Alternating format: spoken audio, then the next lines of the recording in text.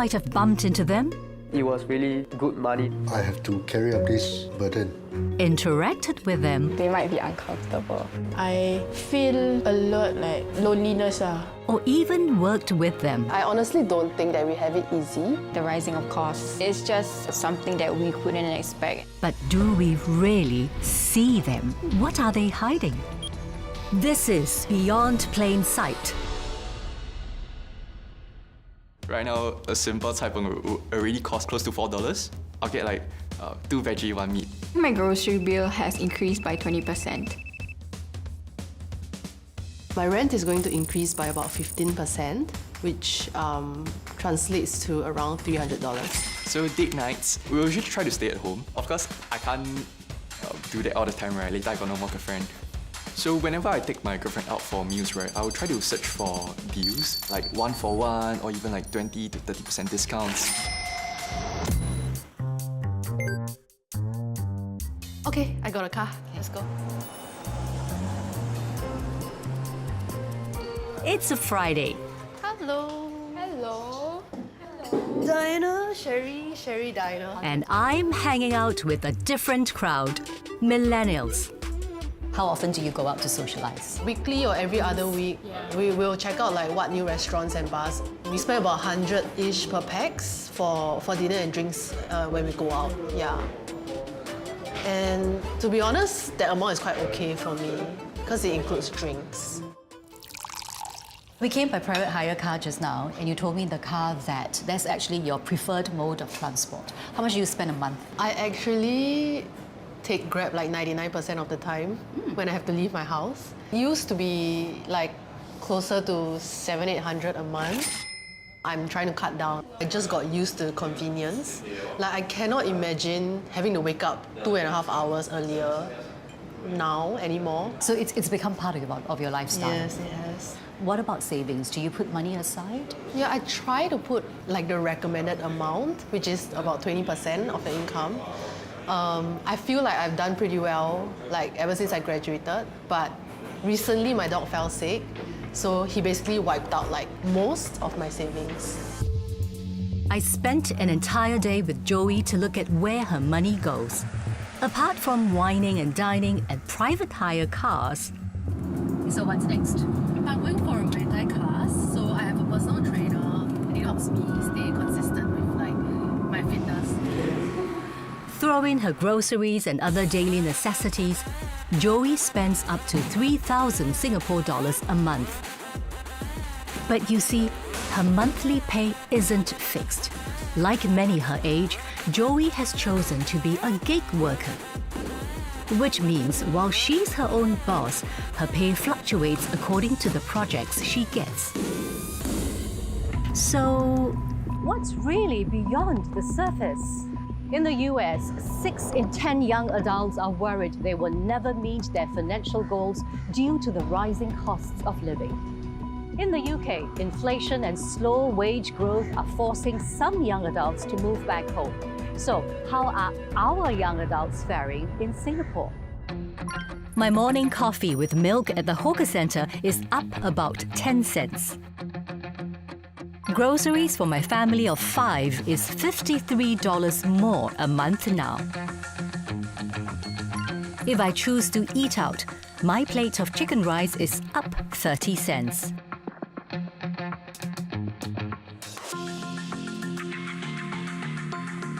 Airfares within Asia are projected to increase by 5.4% this year. And a full tank of petrol costs me at least $22 more today.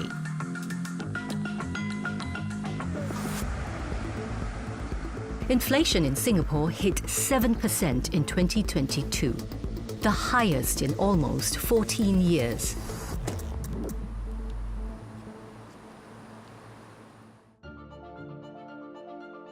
Christopher Gee is a keen observer of Singapore's economy. Inflation has spiked in the last few years. Why is that so? Historically, Singapore's inflation rate has ranged around about 2 to 3%. In 2021, when the COVID measures were starting to be lifted, inflation picked up a little bit, and when the economy started to open up completely, of course, inflation has risen even further from there, and we're running around about 5, 6, and we've seen a print of even 7%. The source of that inflation is complex. We've had the war in Ukraine, lots of supply shocks from around the region. Singapore, of course, imports all of its food. Another contributing factor to inflation over the last few years is the amount of government support. So in Singapore, there was the big package in 2020, and that was followed up in 2021, 2022, and in fact, you can think about this very simply as those CDC vouchers that we all got. That all contributes to an increase in the money supply. And with that additional money in people's pockets, they are able to pay for that limited pool of goods and services, and therefore prices rise. Which groups are worse off when it comes to inflation? The young generally don't have that much income. And today, a lot of young people have aspirations. We are concerned about their spending needs and the impact of inflation on them. Some people might have to resort to borrowing, unfortunately. How are young adults grappling with the rising cost of living? The Institute of Policy Studies and Talking Point conducted a survey late last year. We polled over 850 Singaporeans aged between 21 and 29 to find out how they are managing their finances. For the purpose of this show, we'll term them Millennials. Most respondents, 9 in 10, say they are personally affected by rising costs. 3 in 10 say they spend more than they earn. I worry about money constantly. Honey is paying off a student loan and a housing loan. Her Housing and Development Board flat will be ready in 3 years. That's also when she plans to get married. Are you on track for payments for your large expenses, yes or no? No. My HDB is around 300,000, and for my school loan, I'm left with 15,000, and it will just cut down automatically in my credit card. You are paying off your student loan using your credit card? Yes. Okay. And do you pay on time for your credit card? Yes, but there are some days we miss. Do you manage to save? If I were to ask you to be honest with yourself, what do you think is the main reason why you haven't been able to save as much as you want to? There are some things which I feel like I'm distracted by, and peer pressure, like your friends having the same makeup product, the same bag, and you kind of like feel like you missed out. Online doesn't really help because everyone is promoting everything. They're making it too easy. Yeah, and it's like tempting for you to shop more and get more foundations in the same shade. You know what I'm hearing, girls? The online shopping. Yeah, it's an addiction, I would say. The unnecessary spendings because there are extra things that I will feel good after spending it. Give me an example of a very expensive, unnecessary item that made you feel good. Usually higher-end makeup, around $300. How often do you do that? To plonk down $300 for makeup, for example? I will try not to make it every month, but it's becoming to be an every month thing. I think it's fair to say that Honey spends almost all of her take-home pay.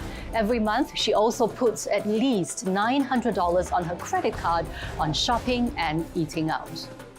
Using credit cards is the norm nowadays, but I wonder if Honey is unwittingly getting herself into more debt.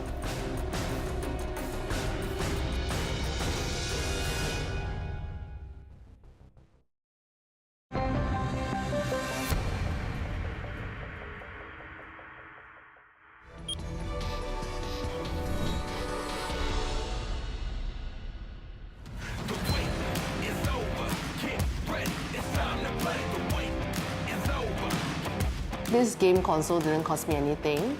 I own another brand of game console and I swapped it with a friend so that both of us can try new games without spending extra money. Almost all the furniture in my house is second-hand. This mattress is from Carousel and my bed frame is from Facebook Marketplace. There's this shelf that I got off Facebook Marketplace as well. I searched for a really long time. So I wanted this as a divider between my bedroom and my living space. and my super huge dining table, some dining chairs, plus my fridge and my washing machine are also moved from Carousel. Since I didn't have the money and I had a lot of time, I just spent a lot of time looking for second-hand items instead. Joey started renting 2 years ago, and these second-hand deals have saved her an estimated 4,000 Singapore dollars. I don't really budget religiously, but I pretty much spend about 2.5K to around 3K on necessities, and that includes eating out, buying groceries, and like transport and shopping. And I pay about 1,000 for my rent. I'm sharing it with someone else currently. And I spend about $300 on insurance, and I try to save about 1,000 a month. In a joint survey by the Institute of Policy Studies and Talking Point, 3 in 10 young adults between the ages of 21 and 29 say they rely on credit as a means to cope. Lines of credit include credit cards. Almost anyone can apply for one. You just need to earn at least 2,500 Singapore dollars a month, and you can borrow up to 2 months of your income. Apart from credit cards, there is another line of credit that's even easier to get.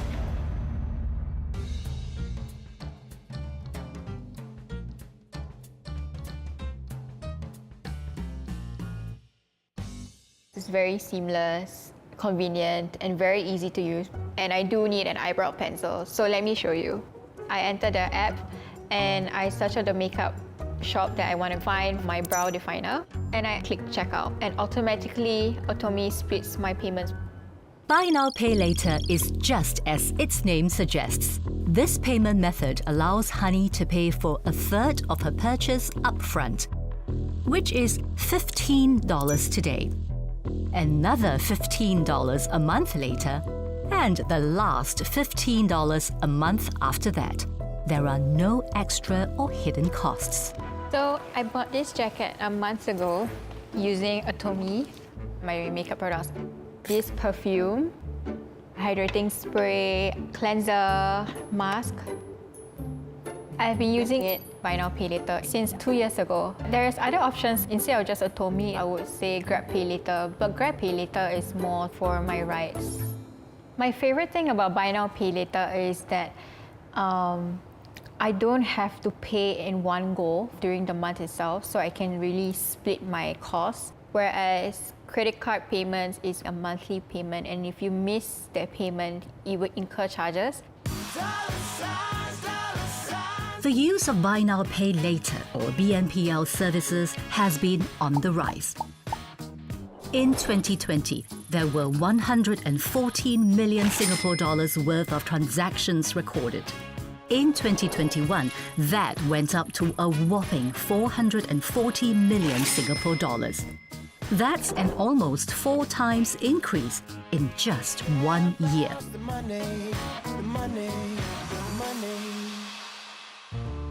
As BNPL services become more widespread, I have to wonder if they are too good to be true.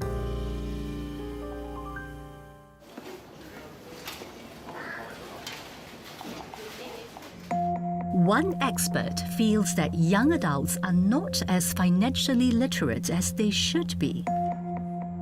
Would you say that younger Singaporeans are more in debt today compared to previous generations? They definitely are more at risk of getting into more debt compared to the previous generations. Part of the reason is wide accessibility of different instruments that they can get into debt with. Credit cards have been fairly utilized. Buy Now Pay Later is also coming of age. So the issue is that when we have a scheme like Buy Now Pay Later, loan has 2 parts. One is the principal and the other one is the interest. So Buy Now Pay Later does nothing to the principal. The challenge is that there are other hidden costs that many people might not be aware of. Suppose you might not be able to make the payment for an unfortunate incident like losing your job or some other medical expenses that might come in. That might actually have an impact on the penalties that you have to pay in. that penalties act as sort of a pseudo interest in some sense. So even though you think it's interest free over a period of time, that might be one of the things you have to worry about. So we did a survey back in 2021. We found out that many of the young adults from 18 to 30-year-olds actually have unsustainable levels of debt. That's more than a monthly income, so between 1 and 6 month income in debt levels. To about 1 in 3 had that levels of debt. Now, if you look at it from whether they could pay it off under the current circumstances, it might be a little challenging. How worried should we be? Having levels of debt which is high early on in their life might get them into a habit of taking more debt. As buy now, pay later services become more widespread, are they changing how an entire generation spends? I ask one of the biggest players in the market some tough questions. Every time BNPL is mentioned, people say, oh, it's a bad thing.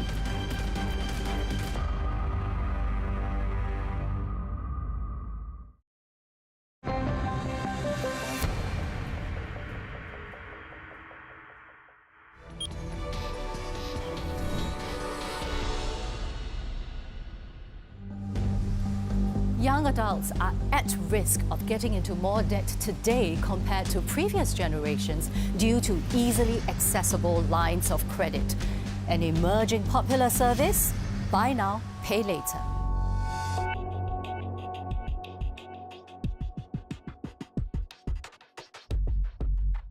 Assistant Professor Stephanie Lim believes that the marketing of buy now, pay later services actively targets young adults. On its face, BNPL is kind of a win-win.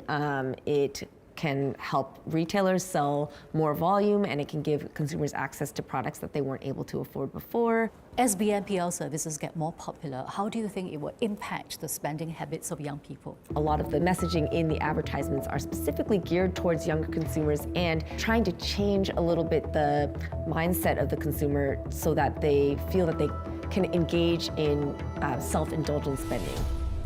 If you take a look at this website, they say things like, we know what you're thinking, you feel like you've hustled hard enough for a treat. This is textbook licensing, which is basically trying to tell you, it's okay, you deserve to spend a lot of money because you've done this virtuous behavior. One way they position themselves is by equating themselves with responsible spending. So saying that if you use buy now, pay later, you're spending responsibly, or you're budgeting. In a joint survey by the Institute of Policy Studies and Talking Point, we found that for those who use buy now, pay later or BNPL services, 7 in 10 say they spend more each month now, and 6 in 10 are unable to pay their monthly installments in full. I'm bringing concerns about BNPL services to Atomy. It's one of the larger players in Singapore's buy now, pay later scene. Its target market? Millennials and Gen Zs. The majority of our base is between 21 to 29. That accounts for more than a quarter of our users. We've spoken to a few experts, and every time BNPL is mentioned, people say, oh, it's a bad thing. Do you think your industry deserves this reputation? I don't believe we deserve that reputation, but then again, I am part of the industry, right? We are working with the various other organizations that offer this by launching this code of conduct, by being a regulated organization. That helps us hopefully to build consumer confidence in us. Is your service encouraging people to spend and spend? As an organization, whenever an individual is not able to pay us back the remaining 2/3 of the transaction, there's no way that we would make money as a company. So it's in our own best interest to ensure that a user is able to pay us back. We have to be quite controlled in terms of who we are giving our credit out to. Atomy has been very successful at that, and we have a default rate, meaning individuals who are unable to pay us back, that is actually very much below the industry average. The percentage of the users who have defaulted has actually decreased over time. I'm just wondering, what is the impact of a service like this on my credit history? There is no current impact, but I think that younger users should be aware that we don't want to breed that habit of overextending just because there's no impact to their credit history at this point in time. You've said that you don't want young people to overextend themselves, but that really conflicts with the messages on your website that says indulge today, live in the moment. How do you reconcile that? I don't necessarily think there's a conflict. The reason being is that you can enjoy and appreciate what you want now and be well within your means to do it. I don't think it's necessarily a conflicting message.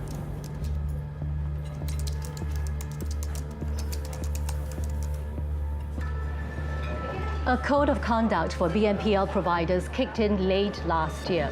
It's not mandatory, although providers will have to abide by it to get accredited. Under the code, all fees, including late fees, are capped. Users cannot owe the BNPL company more than $2,000 at any one time unless they pass an additional credit assessment. And if they miss a payment, well, their account with that provider will be suspended. But there's nothing to stop them from using multiple providers at the moment, and it's still unclear how this could affect their credit history in the long run. Do you see your current lifestyle as sustainable? Honestly, no. I do have plans of moving overseas. I'll be able to be comfortable there for a lot less. During my parents' time, their house costs around $150,000, but house with my fiance is already doubled, $300,000. What about the people who say, why not just cut back on your spending? But that's just not my priority right now. It's just different ways people live. So yeah, I'll take cabs, but I can eat hawker food like most days. As a mother, I am naturally concerned about what the lives of my 3 children will look like after they enter the workforce and start making their own money. As things get more expensive and credit lines more attainable, this generation of youths is possibly at greater risk of running into debt compared to previous generations. I guess all I can do now is to continue to educate my 3 children about the risks of spending beyond their means.